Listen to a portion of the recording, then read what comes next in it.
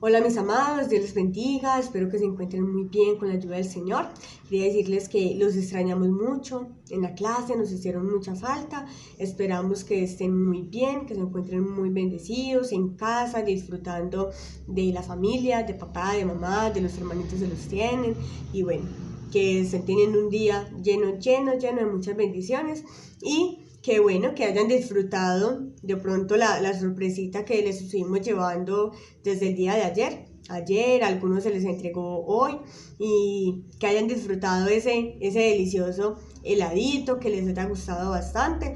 Es un pequeño detalle de todo el ministerio de los maestros, de cada maestro, de la hermana Claudia como directora de nosotros, pues del ministerio.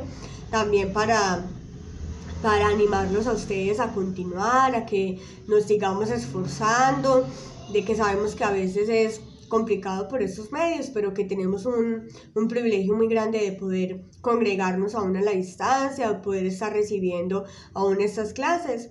Entonces es como para animarles. Sabemos que el Señor, cuando nosotros hacemos algo bueno, para Él siempre tiene recompensas para nosotros, que no todo lo que sea, ningún trabajo que nosotros hagamos delante del Señor es en vano, sino que siempre tiene una recompensa para nosotros, ¿cierto? Y que eso también es una recompensa de parte del Señor para ustedes, ese delicioso heladito, para que, bueno, lo disfruten, que espero que les haya gustado, que les haya parecido delicioso, que fue hecho con mucho amor por cada uno de nosotros para ustedes, ¿cierto? Hoy en la clase estuvimos hablando sobre Faraón, ¿cierto? Decíamos que Faraón no es el nombre de una persona, ¿cierto? Sino que Faraón era un título, así como el pastor Leonel, por ejemplo, el pastor Jonathan, ninguno de los dos se llaman pastor, sino que ellos son Leonel Gamarra y Jonathan Hincapié. Pues los faraones no es ese su nombre de pila, sino que ellos tienen otros nombres, pero son conocidos como faraón o como rey de Egipto, ¿cierto? Entonces, el faraón era la persona más importante en Egipto, que tenía la autoridad sobre todo el pueblo y aún en ocasiones sobre otros pueblos como el pueblo de Israel, tanto que los tomaron como esclavos, ¿cierto? Entonces, ellos eran hombres de mucho poder, de muchas riquezas. Aquí les estoy poniendo en ese momento una imagen y encontramos a un hombre y a una mujer, porque también hubo ocasiones en las que hubo mujeres como Faraón, ¿cierto? Y que una de ellas, la historia nos cuenta que hubo una mujer llamada Cleopatra y que ella fue Faraón en el pueblo de Egipto, ¿cierto? Pero lo más común era que esos líderes fueran hombres, ¿cierto? Ahí en esa imagen ustedes van a encontrar que el hombre, por ejemplo, tiene aquí como una especie de mitra o un manto, bueno, algo aquí que le cubre, ¿cierto? Y tiene un collar. Y la mujer también tiene como una diademita y también un collar y tiene un brazalete tanto en sus pies, en un pie como en una mano, ¿cierto? Y eso, todo eso es hecho a base de oro y eso muestra la riqueza que ellos tenían. Eran hombres, mujeres de mucho poder en el pueblo de Egipto. Y si nosotros vemos, pues sus palacios eran gigantes, ¿cierto? Y tenían sirvientes, tenían doncellas, tenían hombres y mujeres que a ellos les servían continuamente, ¿cierto? La segunda imagen que ustedes pueden ver ahí es lo que les estoy diciendo, que tienen sirvientes. Ustedes ven a Faraón ahí de pie y detrás de él hay un hombre que le está sirviendo a Faraón, ¿cierto? Y ese elemento que él tiene ahí en su mano es como una especie de abanico y que con ese abanico él pues le daba, digamos que viento a Faraón, ¿cierto? Cuando había de pronto mucho calor, entonces ahí estaba, de pronto también cuando llegaban mosquitas o animalitos, entonces con eso también los podían espantar. Y más adelante al frente de Faraón, ustedes van a ver unos hombres ahí arrodillados, ¿cierto? Resulta que ellos están arrodillados delante de Faraón porque Faraón era considerado también por el pueblo de los egipcios como un dios, ¿cierto? Entonces ellos como a Dios lo veneraban, lo honraban, se le arrodillaban, le adoraban, ¿cierto? Y eso es lo que esos hombres están haciendo ahí, eso es lo que nosotros estamos viendo. La tercera imagen que encuentran es un faraón con una mano fuerte, ¿cierto? Y eso quiere decir que Faraón era también un hombre muy severo, dado la autoridad que este hombre tenía delante de todo el pueblo, también era un hombre muy severo, y esto es lo que nosotros vamos a encontrar a través de la palabra. Entonces, vemos aquí que la palabra del Señor a nosotros nos muestra que el rey de Egipto y el faraón eran la misma persona, que era lo que estábamos leyendo en la definición de faraón, ¿cierto? Si nosotros leemos Éxodo capítulo 1, versículo 18 y Éxodo capítulo 1, versículo 19, vamos a encontrar que están hablando de la primera persona. Ahí en el versículo 18 dice que el rey de Egipto le hace una pregunta a las parteras, ¿cierto? Ya habíamos leído sobre las parteras cuando estábamos hablando de Moisés. Y en el versículo 19 dice que las parteras respondieron a Faraón, ¿cierto? También eso ya lo habíamos visto, entonces no vamos a profundizar como en ese pasaje. Pero ya ahorita, haciendo referencia a esta última imagen, aunque antes de eso quiero decirles que, bueno, él tenía una hija, que fue la hija que adoptó a Moisés, que encontró a Moisés en las aguas y que lo adoptó, ¿cierto? Pero también tenía otro hijo, que fue el primogénito, que murió debido a las plagas que el Señor mandó a Egipto por causa de la dureza del corazón de Faraón, ¿cierto? Si leemos, vamos a ir a Éxodo capítulo 5, versículo 1 y 2, y eso nos va a mostrar a nosotros a un hombre severo, que hace referencia a esa tercera imagen que veíamos ahorita. Aquí se las estoy volviendo a poner, que Faraón era un hombre severo, ¿cierto? Que era un hombre muy, muy duro, y entonces este hombre no conocía al Señor. Dice aquí en Éxodo capítulo 5, versículo 1 y 2. Después Moisés y Aarón entraron a la presencia de Faraón y le dijeron: Jehová, el Dios de Israel, dice así: deja ir a mi pueblo a celebrarme fiesta en el desierto. Y Faraón respondió: ¿quién es Jehová para que yo oiga su voz y deje ir a Israel? Yo no conozco a Jehová, ni tampoco dejaré ir a Israel. Entonces, él no conocía a Jehová, no tenía ni idea de quién era Jehová de los ejércitos, de quién era el Señor. Por eso también su corazón estaba endurecido, ¿cierto? Porque no conocía a Jehová, porque no conocía al Señor. Entonces, tampoco hubo como una disposición de Faraón de decir: voy a empezar a conocer a Jehová, el que ellos me están hablando, ¿no? Él no lo quiso conocer y su corazón estaba endurecido y no tenía la disposición tampoco de liberar al pueblo de Israel, ¿cierto? Entonces, ahí vamos a ir al versículo 6 y 9, donde vamos a ver la severidad también de este hombre. Dice: y mandó Faraón aquel mismo día a los cuadrilleros del pueblo que lo tenían a su cargo y a sus capataces, diciendo: de aquí en adelante no daréis paja al pueblo para hacer ladrillo, como hasta ahora. Vayan ellos y recojan por sí mismos la paja. Y les impondréis la misma tarea de ladrillo que hacían antes, y no les disminuiréis nada, porque están ociosos. Por eso se levantan la voz diciendo: vamos y ofrezcamos sacrificios a nuestro Dios. Agrávese la servidumbre sobre ellos para que se ocupen en ella y no atiendan a palabras mentirosas. Entonces vemos qué hombre tan severo, ¿cierto? Aumentó la carga que ya los israelitas tenían. Antes lo que hacían era que los egipcios les daban la paja, y con esa paja pues el pueblo israelita hacía los ladrillos, ¿cierto? Pero ya ellos le aumentaron eso y dijeron: no, ya ellos son los que van a ir a buscar la paja, y adicional tienen que hacer la misma cantidad de ladrillos que estaban haciendo. Entonces ahí vemos la severidad del pueblo, ¿cierto? De Faraón como tal.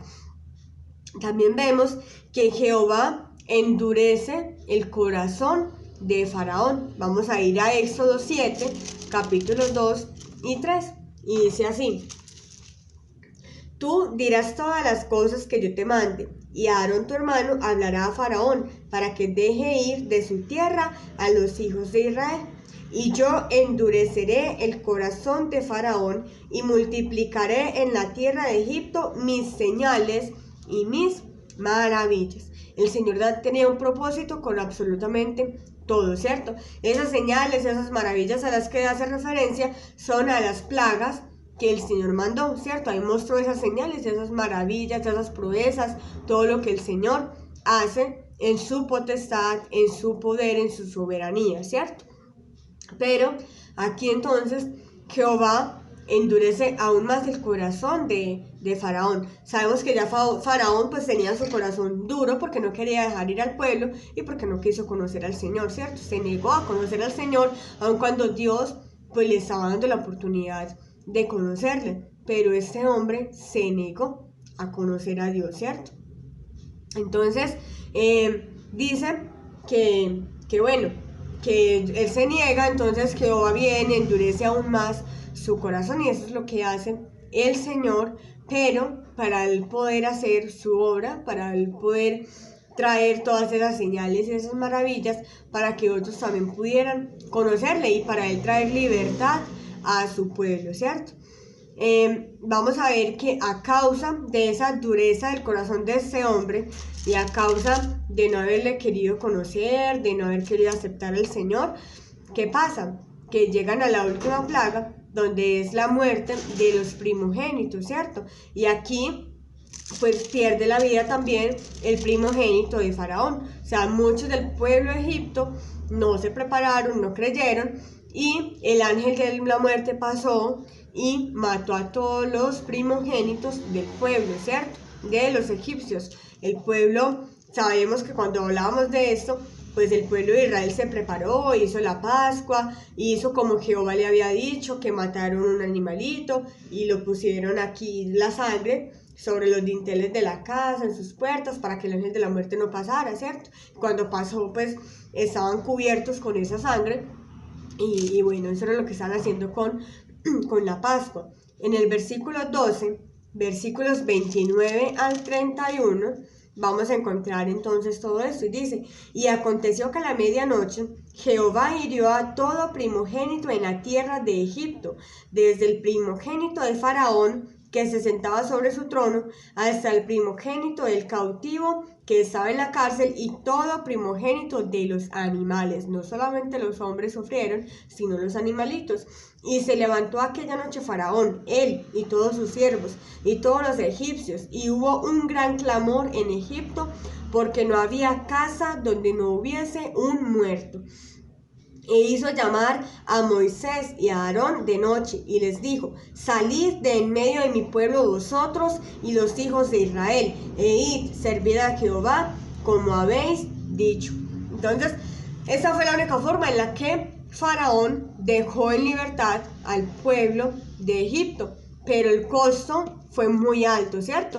Porque hubo mucha muerte en este pueblo, aparte de no solamente los que murieron en este día, sino los que de pronto habían perdido también su vida a causa de todas estas plagas, de la hambruna, porque no podían, ya no habían alimentos, no habían cosechas porque las langostas lo consumieron todo, no había agua potable porque la plaga de la sangre pues la contaminó, ¿cierto? Y todas esas muertes, más las úlceras que les dieron y todo esto, mucha gente tuvo que haber fallecido.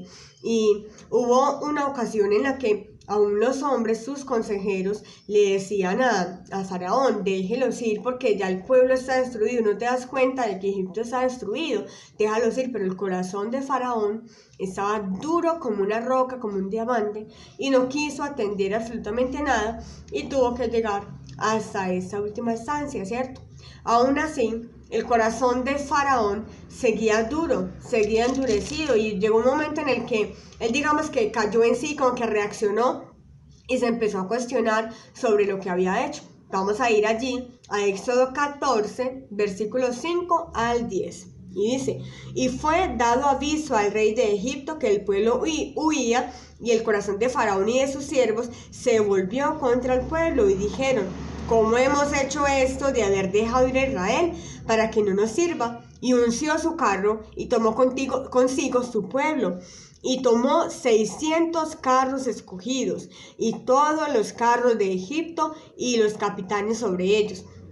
Y endureció Jehová el corazón de Faraón, rey de Egipto, y él siguió a los hijos de Israel. Pero los hijos de Israel habían salido con mano poderosa, siguiendo a los pueblos egipcios con toda la caballería y carros de Faraón, su gente de a caballo y todo su ejército. Los alcanzaron acampados junto al mar, al lado de Pinahiroth, delante de Baal-Zephón. Y cuando Faraón se hubo acercado, los hijos de Israel alzaron sus ojos, y he aquí los egipcios venían tras ellos, por lo que los hijos de Israel temieron en gran manera y clamaron a Jehová. Vemos entonces que Faraón aún endureció más su corazón y persiguió al pueblo de Israel. Llegaron hasta el Mar Rojo, ¿cierto? Sabemos que cuando hablábamos de eso, cuando hablábamos de Moisés, también mirábamos que Jehová no sacó al pueblo por la parte más cercana, más cerca. ¿Por qué? Porque había una ciudad ahí que estaban en guerra, y Jehová dijo, no vaya a ser que por causa de la guerra, pues el pueblo vuelva a Egipto, ¿cierto? Los llevó por un lugar mucho más larguito, pero para que llegaran seguros, y se encontraron con ¡pum!, el Mar Rojo, ¿cierto? Un obstáculo muy grande, y ellos empezaron a cuestionar, y hablábamos que Moisés ahí mostró su fortaleza, porque él empezó a decir, ¿dónde está su fe?, ¿cierto? Que ya los empezó como a alentar y a decir que Jehová iba a obrar, que Jehová los iba a sacar de ahí. Él se convenció de que era Jehová, el Señor de los ejércitos, y que él hacía todo, ¿cierto? Y entonces cruzan el Mar Rojo, cruzan al otro lado con sus pies secos, y pues vienen los egipcios y pretenden hacer lo mismo, pero ya el pueblo había salido, el pueblo de Israel había salido seco, y una vez que el pueblo de Israel salió y ya los egipcios estaban dentro, entonces Jehová ordenó al mar que se cerrase, ¿cierto? Y destruyó esos carros, esos caballos, todos los que iban con ellos. Ese ejército quedó destruido, y Faraón vio todo lo que Jehová hacía, ¿cierto? ¿Cómo aplicamos esto a nuestra vida? Para poder aplicar esto a nuestra vida, vamos a ir a Proverbios, capítulo 28, 14, y es el versículo que nosotros vamos a memorizar, a guardar en nuestra mente, en nuestro corazón, y hacer lo posible por vivirlo, por hacerlo obra en nuestras vidas, aún desde pequeñitos. Dice la palabra: bienaventurado el hombre que siempre teme a Dios, mas el que endurece su corazón caerá en el mal. Bienaventurado el hombre que siempre teme a Dios. Decíamos en la clase que siempre, que no era cada 8 días, que no era un día sí, un día no, sino siempre. Y ese siempre quiere decir que es en todo momento, en todo tiempo, ¿cierto? Que continuamente nosotros debemos temer a nuestro Señor. Si tememos a Dios, pues vamos a ser bienaventurados. ¿Y qué es ser bienaventurados? Pues doblemente felices, dichosos, alegres, contentos, ¿cierto? Eso es ser bienaventurados.